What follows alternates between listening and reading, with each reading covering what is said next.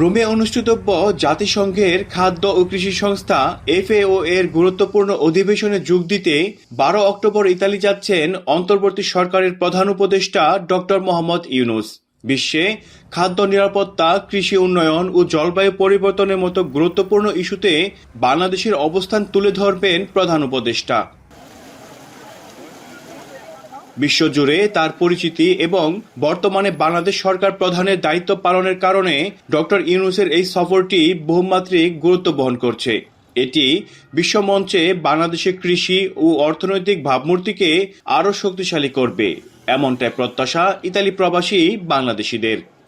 প্রধান উপদেষ্টা ইতালির প্রধানমন্ত্রী জর্জা মেলোনির সাথে যদি একটি বৈঠক করে আমাদের এই সমস্যাগুলো সমাধান করে যেতে পারে, অনেক রেমিডেন্স বৃদ্ধি পাবে। বাংলাদেশিরা চায় ইটালিয়ান সরকারের সাথে সুসম্পর্ক বজায় রেখে বাংলাদেশি কমিউনিটির ইচ্ছা আকাঙ্ক্ষা যাতে পূরণ হয়, পাশাপাশি বাংলাদেশের ব্যবসা বাণিজ্য অর্থনীতির চাকা যাতে আরো এক ধাপ এগিয়ে যায়। এই সফরে ডক্টর ইউনূস ও ইতালির প্রধানমন্ত্রী জর্জিয়া মেলোনির বৈঠকের সম্ভাবনা রয়েছে। অন্যান্য দেশের প্রতিনিধি দলের সঙ্গে দ্বিপাক্ষিক বৈঠকে মিলিত হতে পারেন প্রধান উপদেষ্টা, যেখানে ইতালি বাংলাদেশ সম্পর্ক জোরদার করার পাশাপাশি বিভিন্ন আন্তর্জাতিক ইস্যুতে সহযোগিতার ক্ষেত্র তৈরির সুযোগ থাকবে।